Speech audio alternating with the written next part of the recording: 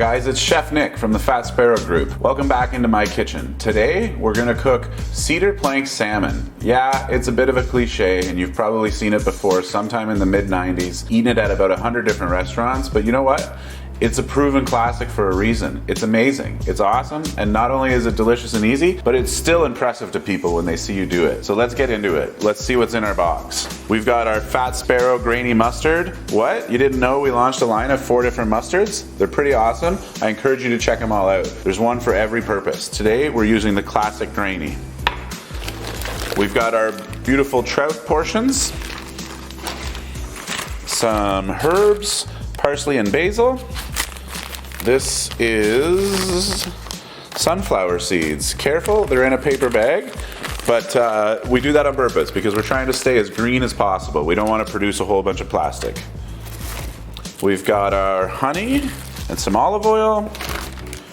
We have our mini red potatoes, some tomato, our touch of Tuscany seasoning blend. This stuff is delicious. It's full of lemon and some herbs and some paprika, a little bit of garlic, a little bit of onion. It's gonna go really well with our dinner today. Cucumber, salt and pepper, garlic, 1 lemon, and our cedar plank. It's just a piece of wood, untreated. We're gonna soak it in a little bit of water. All right, let's get organized and let's get cooking. So it's time to get cooking. Let's get started with our piece of wood. We're not really gonna cook the piece of wood, but we do have to get it ready. This is cedar, it's untreated. If you're buying this on your own, if you're ever out trying this recipe, just make sure you never get treated wood. That's really the only key. And if you're foraging for wood in the wild, there are certain woods that aren't really good for humans to consume the smoke that comes off of them. I'm not being cheeky, you should be careful. So this is cedar, it's available at a lot of hardwood stores, hardware stores. Just ask for it to be untreated. Or if you're buying from Fat Sparrow, you don't have to worry about it. We're sending it direct. So I'm gonna throw this in some water. I wanna soak this for about 20 minutes in water at the very least. If you know you're gonna be cooking this and you do it the day ahead, it's even better. But we wanna get this soaking under water so that when it goes on the barbecue, it doesn't instantly combust into flames. We want it to kind of have a slow burn and a nice bit of smokiness to it. So into the water it goes. I had my sink cleaned out. I've got it filled up with water and I'm just gonna let it hang out there for about 20 minutes.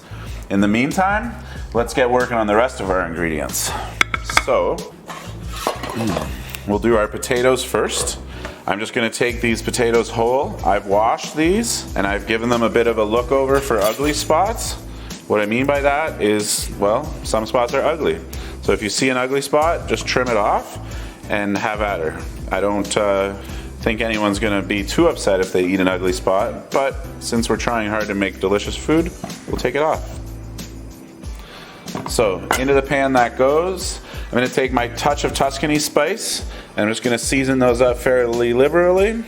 This does not have salt in it, so I don't have to worry. Well, it has a very little amount of salt in it, so I don't have to worry about overdoing it too much.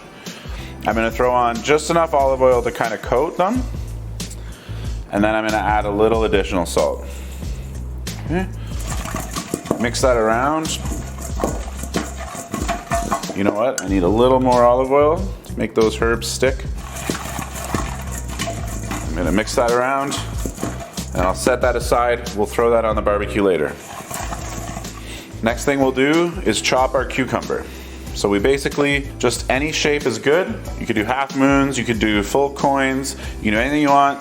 As always, I just do encourage you to try and be consistent with your cuts. So whatever you choose to do, repeat it over and over again. So I'm just gonna go on a slight bias and cut these into nice little coins. They'll look nice on the plate. They'll make for easy eating. Cucumbers cut, set aside. Time to move on to our tomatoes. Same thing with our tomatoes. We're just giving these a bit of a chop for a salad. So you might look at your cucumbers. Does that inspire me to stick to any shapes? I don't know. I am just gonna kind of chunk mine up. So I am gonna remove the cores.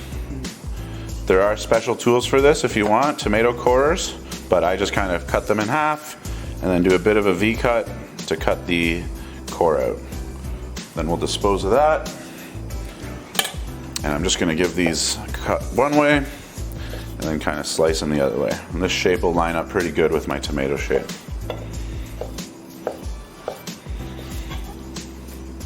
Okay. You can Set that aside. Next, we'll do our herbs. We've got basil and parsley. I'm just gonna give it a bit of a chiffonade, so I'm kind of rolling it up into a bundle, and then I'm giving it a quick slice to kind of get it down to a small size really quickly. As always, I don't wanna be over chopping my herbs. They'll end up with a bit of a swampy, sort of grassy smell to them if that's the case, but I want them to be really fresh and really vibrant. So I'm just giving it a rough chop.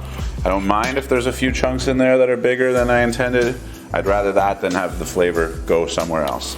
So we've got our herbs cut, set them aside. Then one of the last things we'll do for our mise en place, same old trick as always, garlic clove on the board, put a knife over top of it, get it sort of steadied, and then just give it a nice hit with your chef's knife. That instantly gets it down to an almost minced.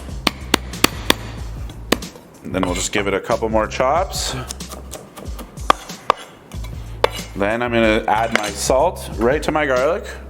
I know I've shown you this before, if this is your second or third video with us.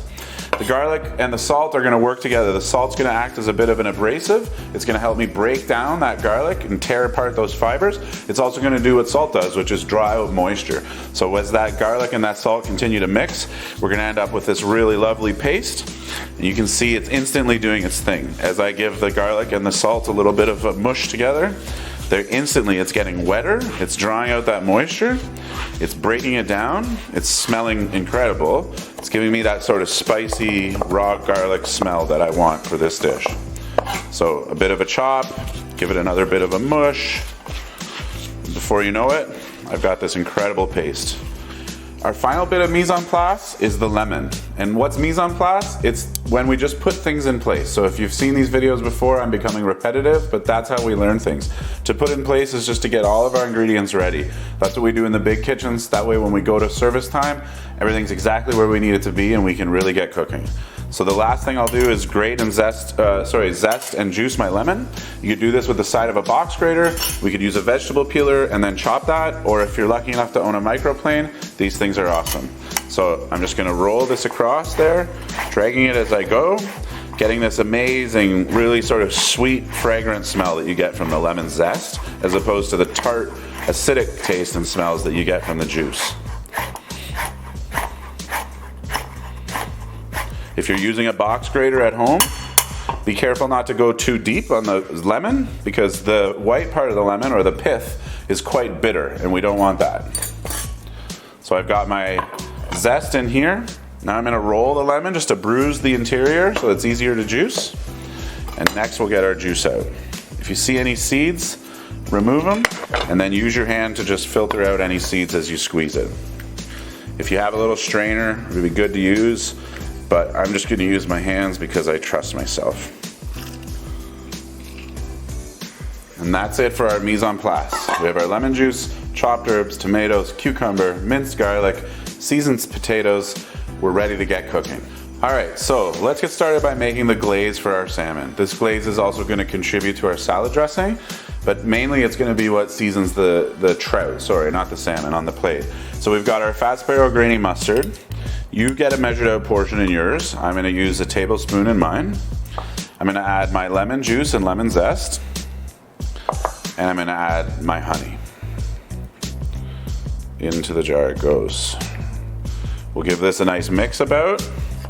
And this is gonna give us, well actually, I gotta season it too, so a good amount of salt. I'm not gonna season my fish at all. I'm just gonna use this as my seasoning. So into there it goes. I'll give it a good mix. This is gonna be really nice and sweet. It's gonna have sourness and fragrance from the lemon and zest. And then of course that sort of peppery, spicy punch that mustard will give us. So I'll mix that. Make sure it's well combined. That honey can be a bit stubborn. And then I'll set that aside. I'm gonna taste it.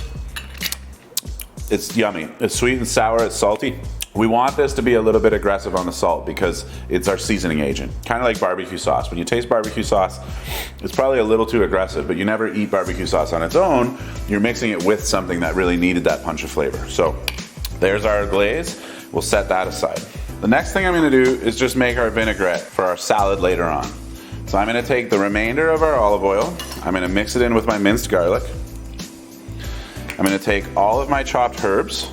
And I'm gonna mix that in with the olive oil and chopped garlic. And then I'm gonna take 1 tablespoon of our mustard honey dressing here, our mustard honey glaze. And I'm gonna throw that in there too. This is gonna tie the dish together nicely, but it's also gonna give the salad dressing the sweetness that I want it to have. Now we'll give that a good mix. This is gonna be a really aggressive salad dressing. It's got all of that raw garlic, it's got all of those fresh herbs, and it's got just the right amount of sweetness to sort of balance it out and tie it together. So this I'll set aside until we're ready to toss our salad, but that's pretty much it. It'll be those 3 things tossed together, and then we'll put our sunflower seeds on top for a little bit of crunch. That'll be ready to go. Now it's time to head out to the barbecue. I'll see you out there. Let's put our potatoes on the barbecue. I've got the barbecue on high to one side and medium high to another. I'm gonna put them on the top shelf of the high side. We're going for a baked potato feel. I'll turn them a couple times to make sure they evenly brown. So we've got our boards on. I'm gonna give these a little bit of a chance to pre-toast a little bit, just so they get flavored. Now that our boards are toasted and warmed up, I'm gonna throw the trout on, skin side down, and I'm gonna glaze it with our mustard glaze. I've got it on the side of the grill where the heat is a little bit lower. I don't wanna burn the board. All right, let's give our trout a second glaze. We'll use the rest of the glaze up, get it all over that, close the lid, and in about 2 or 3 more minutes, it'll be ready to come off. All right, I've got my trout off the barbecue. I pulled the potatoes off too. I'm gonna give these potatoes just a little slice, just so that we can all sort of appreciate the contrast between the crispy, kind of baked potato vibes on the outside, and then that really nice creamy interior. These are gonna be awesome. You guys can't smell it at home, but you will soon when you get cooking. The smell of that honey that's had a chance to glaze on that trout, and the beautiful sort of smoky vibes that we're getting from the cedar is just incredible. I'm really excited to dig into this. The final thing I'm gonna do is just toss my salad together. So we've got our cucumber, our tomatoes, we've got that lovely, really punchy garlic herb, sort of sweet mustardy dressing. In it goes. Give that a quick toss.